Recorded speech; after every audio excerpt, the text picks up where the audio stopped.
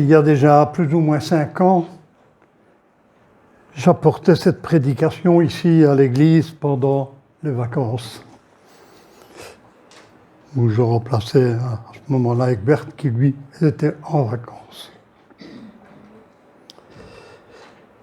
Cette prédication, je l'avais faite en 2 parties et j'ai trouvé que c'était tellement lié l'un à l'autre que j'ai tout remixé ensemble.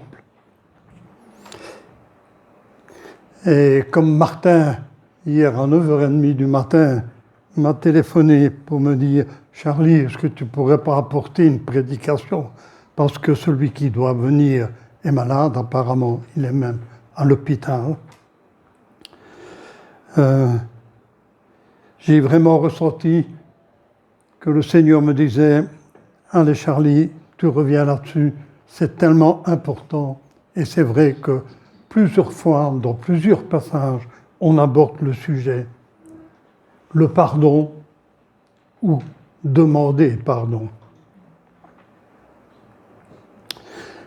Voici un passage de la Bible qui pendant des années, quand j'étais enfant, jeune homme, jeune marié, il y avait une phrase que je ne parvenais pas à la dire. Mais je vais vous lire le texte. Voici donc comment vous devez prier. Notre Père qui es aux cieux, que ton nom soit sanctifié, que ton règne vienne, que ta volonté soit faite sur la terre comme au ciel. Donne-nous aujourd'hui notre pain quotidien. Jusque-là, j'étais tout à fait d'accord.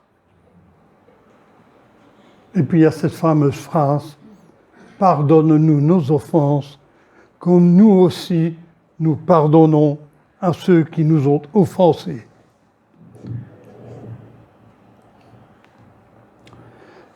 Ne nous réduis pas en tentation, mais délivre-nous du malin.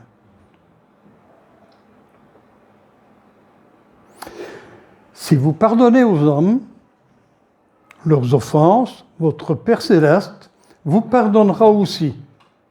Mais si vous ne pardonnez pas aux hommes, votre Père ne vous pardonnera pas non plus vos offenses. Alors ça, pour moi, c'était vraiment dur parce qu'il y a des choses que j'avais vraiment extrêmement difficiles à pardonner. Pardonne-nous nos offenses, comme nous aussi, nous pardonnons à ceux qui nous ont offensés. C'est un point intéressant et interpellant dans notre vie chrétienne. Une question vient à mon esprit, le pardon et l'oubli, est-ce la même chose? La demande de pardon est-elle automatiquement acquise? D'ailleurs, ça a turlupiné dans la tête de Pierre, l'apôtre. Et dans Matthieu 18, 21, on voit ce qu'il dit. Il interpelle Jésus et Pierre s'approcha de lui et il dit « Seigneur, combien de fois pardonnerai-je à mon frère lorsqu'il péchera contre moi? Sera-ce jusqu'à 7 fois ?» Puis il était déjà plus gentil que moi parce que je ne sais pas si j'aurais dit 7 fois. En fait, l'offenseur devrait avoir une volonté de réparer, d'aller vers l'autre d'une manière sincère par rapport au préjudice qu'il a causé. Le pardon de l'offensé devrait déboucher sur une détermination. Il nous faut donc aborder quelques points pour répondre à la question posée. Pardon égale oubli. Ou alors c'est peut-être autre chose. Donc pour ça, il faut qu'on aborde quelque chose, la mémoire. Dieu, quand il a créé l'homme, il lui a donné la mémoire. chose heureuse pour pouvoir grandir en connaissance, mais aussi parfois très désagréable. Notre cerveau peut stocker énormément de choses, bonnes ou mauvaises, utiles ou complètement inutiles. Une chose, nous ne sommes pas maîtres de notre mémoire. Nous ne sommes pas maîtres du stockage de notre mémoire. Car si tout était effacé au fur et à mesure, ce serait une catastrophe. Et bien sûr, nous aurions difficile à vivre. La maladie d'Alzheimer est la preuve malheureuse de cela. Et tout le monde dans l'entourage souffre. Vous vous rendez compte, vous allez rendre visite à votre maman ou votre papa qui est atteint de cette maladie et il dit « Bonjour monsieur ». Mais papa, oh, je ne vous connais pas. Voilà où cette maladie de perte de mémoire arrive. C'est incroyable le nombre de choses que nous avons en mémoire. Je me souviens même des choses de quand j'étais vraiment tout petit. Une anecdote, vous n'allez peut-être pas me croire, mais je me souviens de quand j'ai fait mes premiers pas. Ma grand-mère avait apporté un cheval à bascule, j'ai lâché le parc et je suis allé vers le cheval à bascule. C'est resté dans ma mémoire. Par contre, je ne me souviens plus de la tête de ma grand-mère.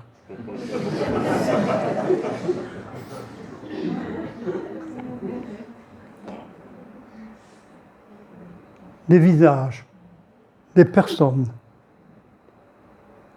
Pas plus importantes les unes que les autres, mais tout d'un coup, on pense à quelqu'un. Oui, la mémoire est quelque chose de complexe. Et Dieu dans tout cela. Hébreux 6 dit ceci, « Car Dieu n'est pas injuste pour oublier votre travail et l'amour que vous avez montré pour son nom, ayant rendu et rendant encore des services aux saints. » Nous voyons que Dieu garde en mémoire toutes choses, ce qui implique que nous ayons les attributs de Dieu. Malheureusement, ils ont été altérés par le péché. Nous n'avons plus la même vision des choses et nous ne pouvons plus gérer notre mémoire nous-mêmes. Trop souvent, elle nous joue des tours sans que nous ayons la main sur elle. Alors, est-ce que l'on peut oublier? Eh bien voilà, avec cette mémoire, c'est ici que ça se corse. Pour oublier quelque chose, il faut effacer la mémoire. OK, on fait comment? Le bon d'emploi, il ne nous a pas été donné.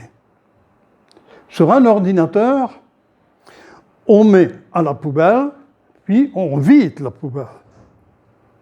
Et on croit que c'est parti. À part que rien ne s'efface.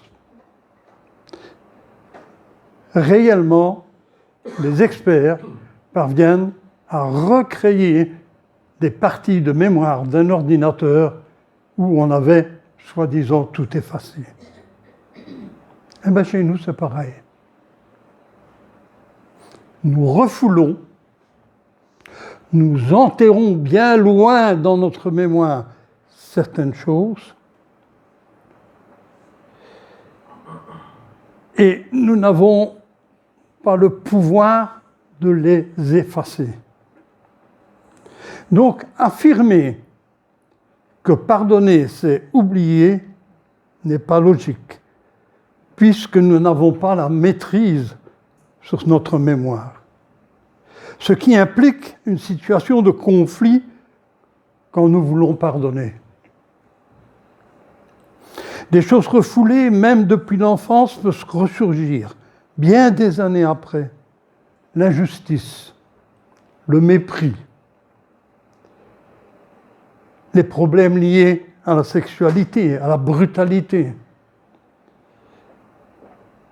Vous savez, toutes ces choses qui font qu'on a des douleurs et des cicatrices qui ne parviennent pas à se refermer.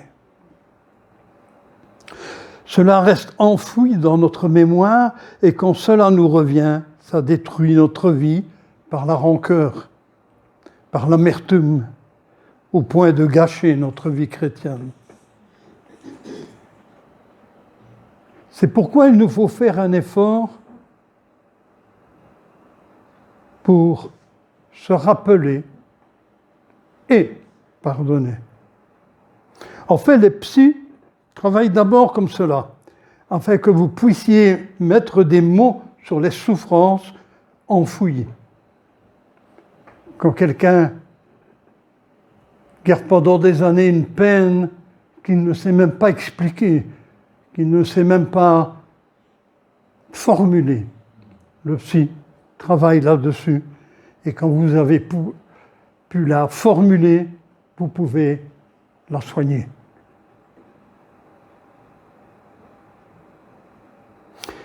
Tout cela pour vous dire qu'il faut pardonner en pleine conscience. Et parfois même se pardonner en toute conscience. Avoir des remords peut nuire grandement à notre vie, surtout notre vie spirituelle. Et pour ceux qui n'ont pas Christ dans leur vie, cela peut mener au suicide. C'est pourquoi j'affirme que pardonner, ce n'est pas oublier. Je dis souvent, si oublier, c'est pardonner, alors il n'y a pas de pardon. Je veux dire par là que nous ne pardonnons rien, puisque oublier. Où est l'offense? Oublier. En fait, l'offenseur devrait avoir la volonté de réparer le pardon de l'offensé et devrait aboutir à « on n'en parle plus ».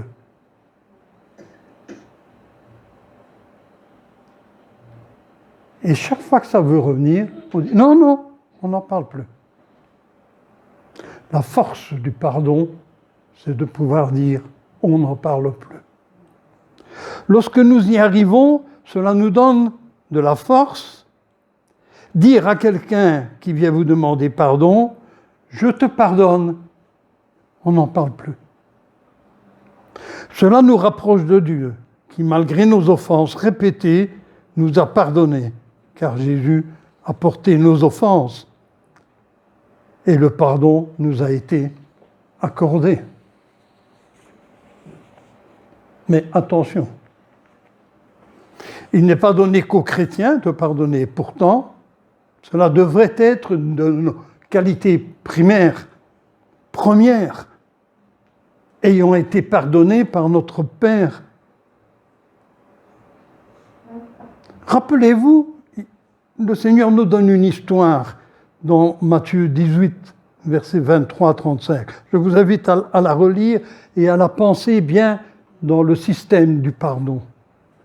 Le roi pardonne à quelqu'un qui a une grosse dette à remplir. Et le roi lui a supprimé. En sortant, il rencontre son copain qui lui doit une petite dette, et lui, il ne lui supprime pas.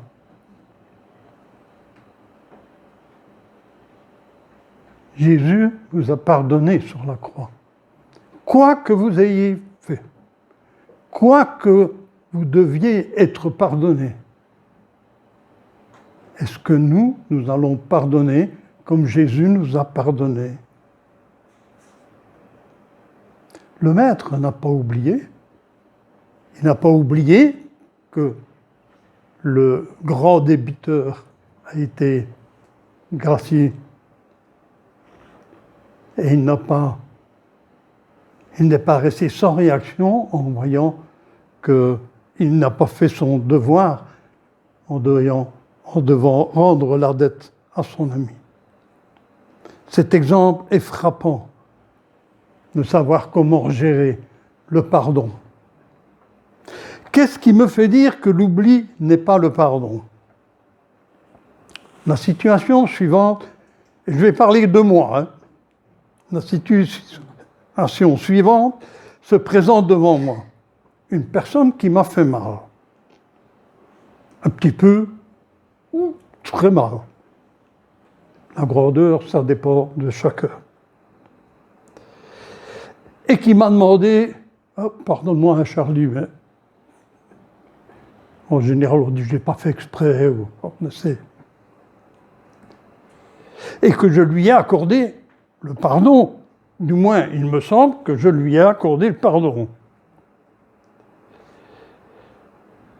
Et elle se présente à moi pour me redemander pardon. Parce que, comme on n'est pas parfait, on retombe dedans. Eh bien, je peux vous dire que ma carte mémoire se réactive d'une façon extraordinaire. Pouf! D'un coup, l'écran est plein. Sans aucun effort. Je me souviens de ce qu'il m'a dit, de ce qu'il n'a pas fait, de ce qu'il aurait dû faire, de pourquoi j'ai mal. Et j'ai de nouveau mal. Le moteur est en marche, je suis en colère. J'ai une soif profonde de vouloir punir celui-là qui me redemande pardon. Vous n'avez jamais connu ça? Pourtant, on croyait qu'on avait oublié. Hein? Non, la carte mémoire est toujours bien là. Mais est-ce qu'on avait vraiment pardonné? Est-ce que vraiment, je pouvais dire, on n'en parle plus? En fait, c'est ça que je dois lui dire quand il vient me redemander pardon. On n'en parle plus. Oublier est un tort qui favorise l'amitié. Mais en reparler sans cesse, ça le rend impossible. C'est dans Proverbe 17, le verset 9. Oublier un tort favorise l'amitié, mais en reparler sans cesse la rend impossible. Il faudra presque chaque fois demander l'aide de notre Père, afin que nous ayons la force du pardon et de savoir ce que l'on a pardonné. Ce qui veut dire que nous devons à chaque fois faire l'effort du pardon. Et cela même quand la personne vous dit d'une manière désinvolte, « Ah, désolé ». Mais êtes-vous vraiment désolé? Ou est-ce juste une politesse parce que vous êtes un peu gêné? Non. Le pardon, chez l'être humain, est quelque chose de pas naturel. Oui, nous voulons que l'autre paye. Et pourtant, nous devons cultiver le pardon si nous voulons nous-mêmes être pardonnés. Cet état d'esprit est d'une autre nature, car elle nous vient de Dieu. De Dieu qui nous a donné l'exemple suprême, l'exemple premier, l'exemple terrible, car Jésus vient présenter son sang dans le lieu très saint. Et il se met devant le Père et il dit, j'ai payé. J'ai payé.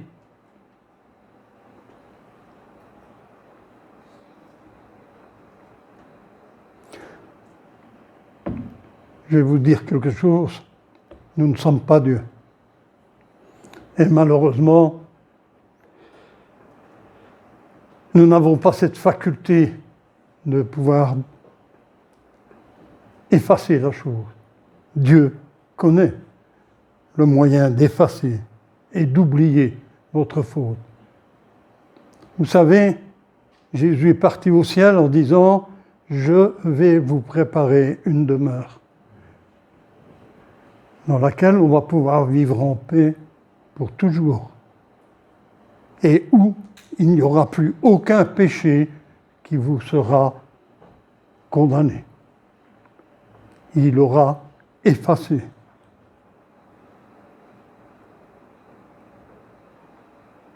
Comment pouvons-nous savoir ce que Dieu a ressenti quand on enfonçait les clous dans les mains de Jésus, dans ses pieds, quand on a dressé cette croix infâme, cette croix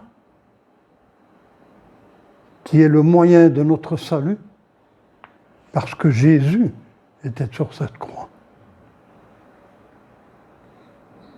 Justice est faite, pardon accordé. Ça aussi, il faut l'accepter. Accaparez-vous de ce pardon. Il est offert gratuitement. Parce que Dieu l'a payé lui-même.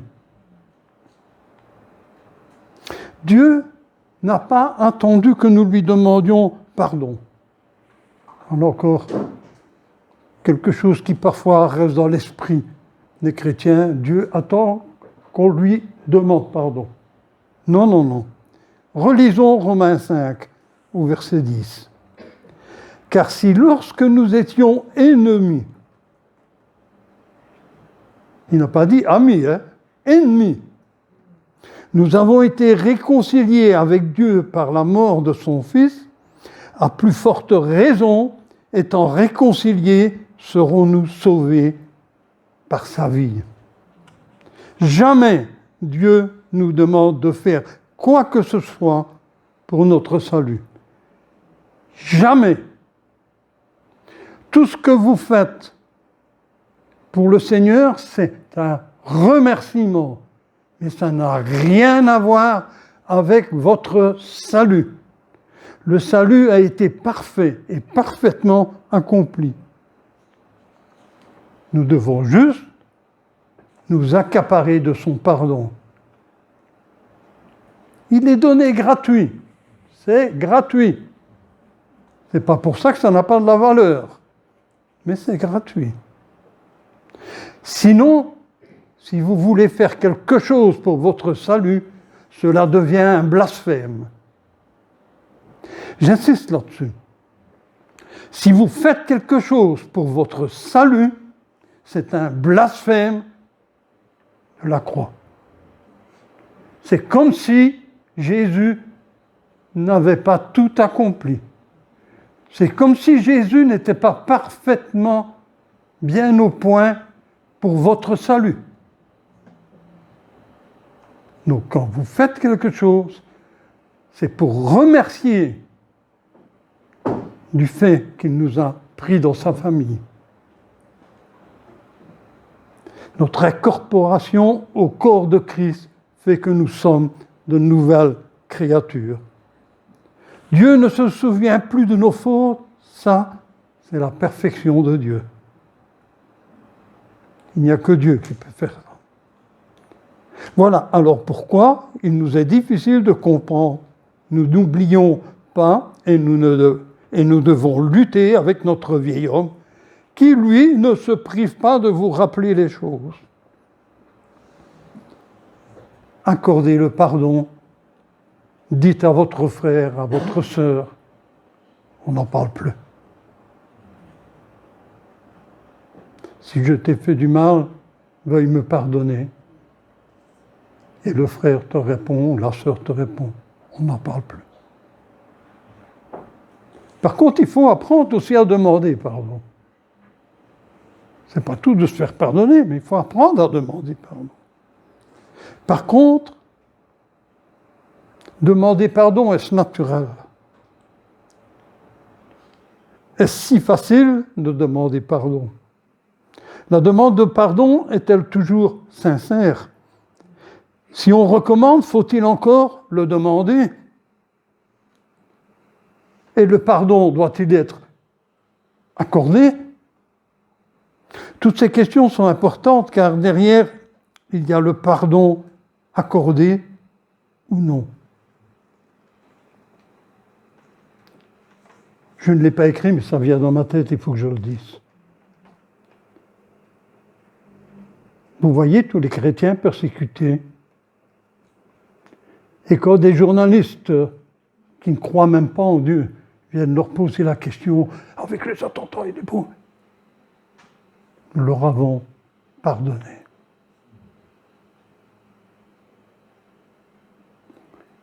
Ils n'ont même pas demandé pardon. Et le chrétien dit, nous les avons pardonnés. Je pense qu'avant l'action de la demande, il doit y avoir une réflexion, une prise de conscience et de consistance par rapport à l'action menée. Nous ne devons pas être désinvoltes. Je suis désolé. Tout content, on s'en fout. L'autre, il part avec un cœur blessé. Mais toi, t'as dit, je suis désolé, donc... Alors pourquoi demandons-nous pardon? Est-ce pour soulager notre conscience? Eh, je lui ai demandé pardon. Donc, je suis justifié. Et puis on oublie même pourquoi on a demandé pardon. Pour une réconciliation sincère, ou ayant commis une faute envers autrui, il faut savoir ce qu'on leur demande pardon.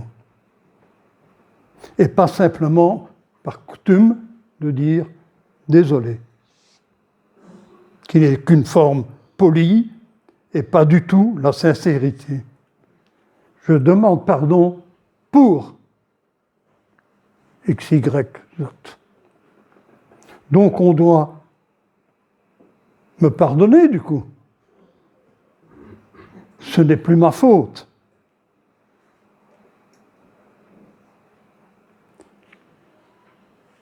C'est là aussi que le pardon est difficile. Je parle de l'ensemble du pardon, de demander pardon et de pardonner. On doit aller demander pardon, mais vous n'êtes pas sûr que l'être humain vous pardonnera. Par contre, si vous vous tournez vers Jésus et que vous lui demandez pardon, je vous assure avec certitude que votre pardon est accordé. Je dirais même que par sa préscience, il vous l'a accordé déjà à l'avance. Rien n'est simple dans la vie de tous les jours. Les frustrations nous font faire ou dire des choses pas très appropriées, qui blessent, qui font mal aux autres. Qui peut se targuer de ne jamais avoir blessé quelqu'un?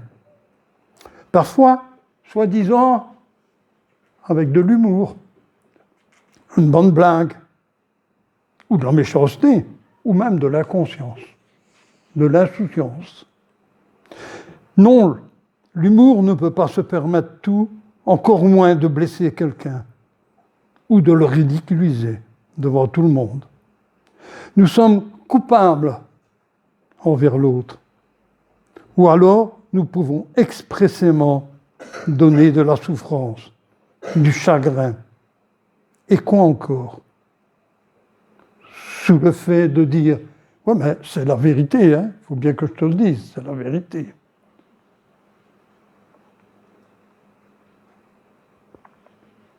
Un de mes grands défauts.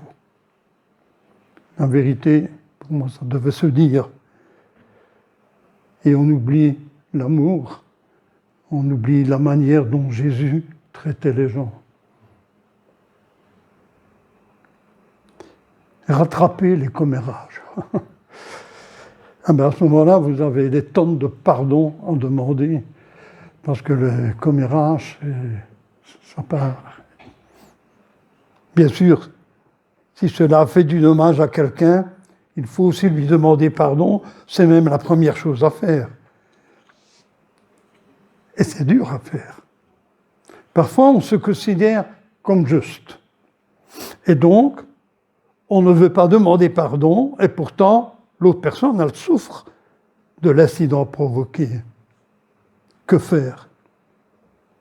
Par amour envers cette personne, notre orgueil va-t-il prendre le dessus? Ou allez-vous demander pardon pour son chagrin causé? Il est facile de faire peu de cas du péché d'orgueil dans notre cœur. Plus nous jouissons de succès, plus nous sommes enclins à croire que nous sommes quelqu'un. L'orgueil est au cœur même de notre nature. Comme je suis important, je ne vais pas m'abaisser à demander pardon. Je suis comme je suis. C'est comme ça. C'est pas de ma faute. On n'a qu'à me prendre comme je suis. Demander pardon implique une faute. Pardon.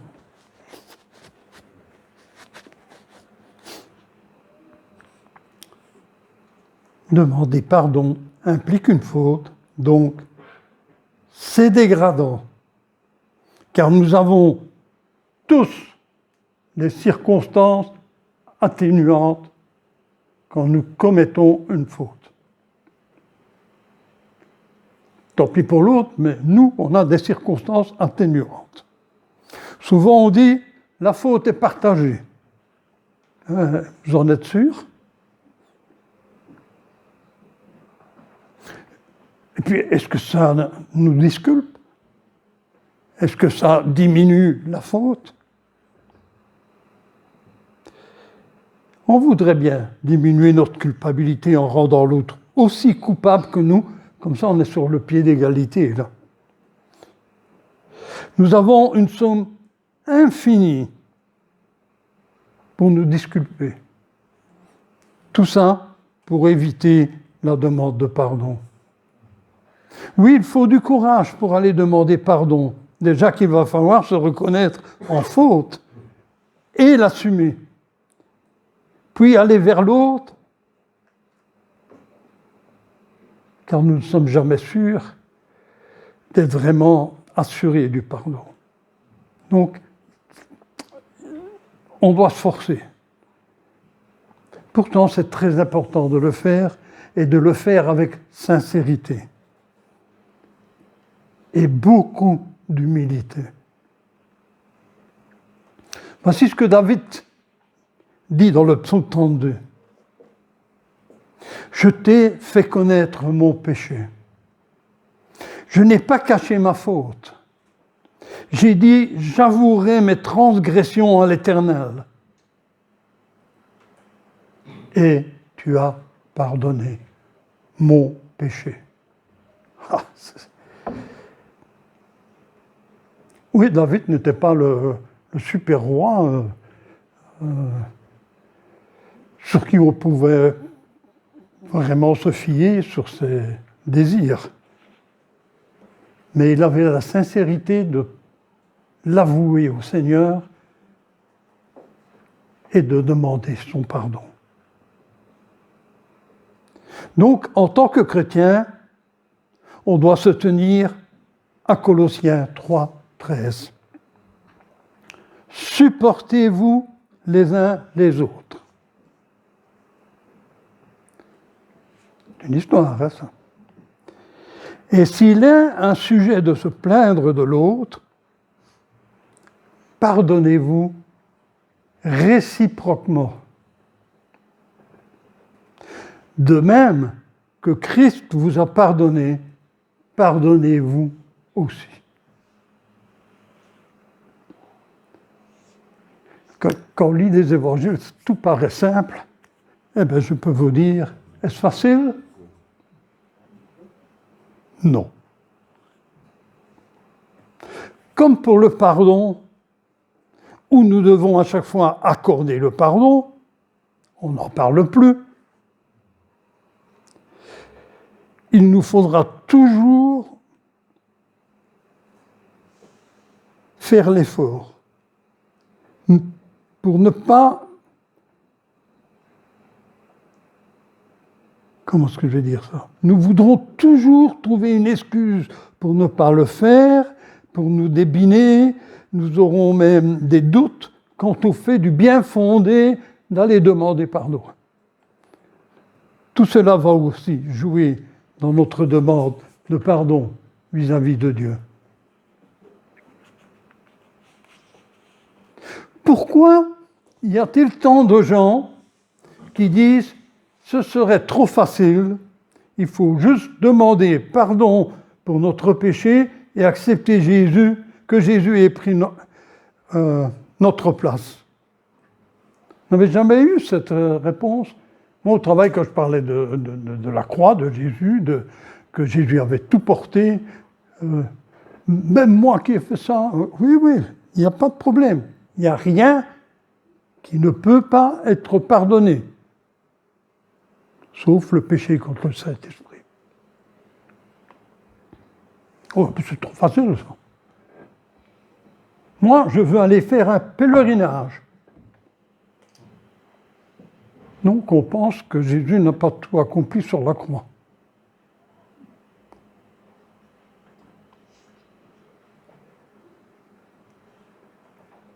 Donc, ce n'est pas facile de demander pardon.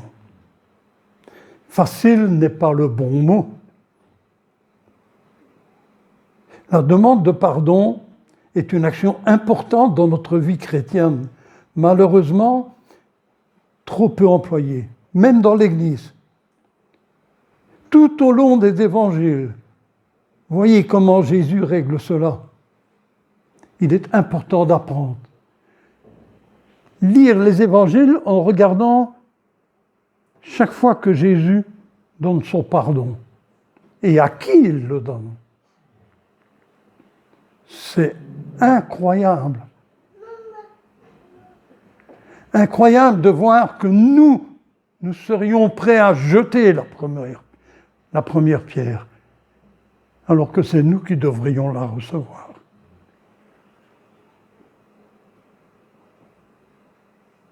Les gens, ils étaient offusqués de ce que Jésus disait, « Je te pardonne ».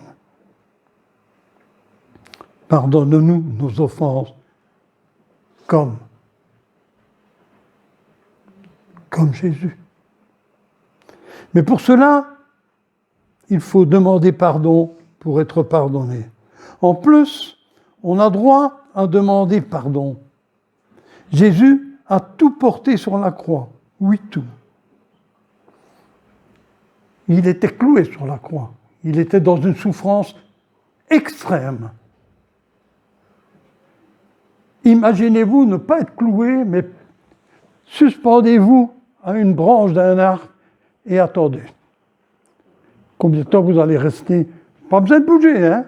Vous allez voir combien de temps vous allez supporter ça. Lui, il était cloué. Il était meurtri par un poids extraordinaire qui était sur lui. Car le poids qui était porté sur lui à la croix, c'était mon péché. C'était mes désobéissances. C'était mes incohérences dans ma vie chrétienne.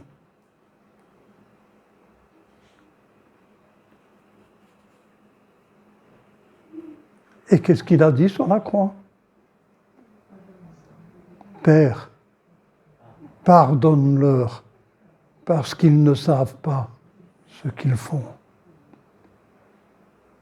Moi, j'aurais plutôt été à la place du brigand, sur le côté, qui hurlait, que c'était trop injuste. Moi, je me suis toujours bien conduit, je ne comprends pas pourquoi on me fait ça, et pourquoi c'est sur moi que ça tombe, et pourquoi est-ce que c'est sur moi qu'on a cloué sur la croix. Lui, là, j'en ai dire évidemment, je ne saurais pas le dire, lui qui est là sur la croix, qui se fait Dieu et compagnie, qui nous sauve, hein, qui nous sauve. Voilà que notre être humain, voilà comment il y va. Alors que faire?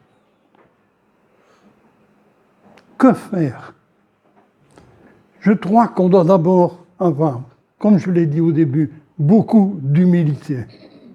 Nous devons reconnaître notre état de pécheur et nous devons demander pardon.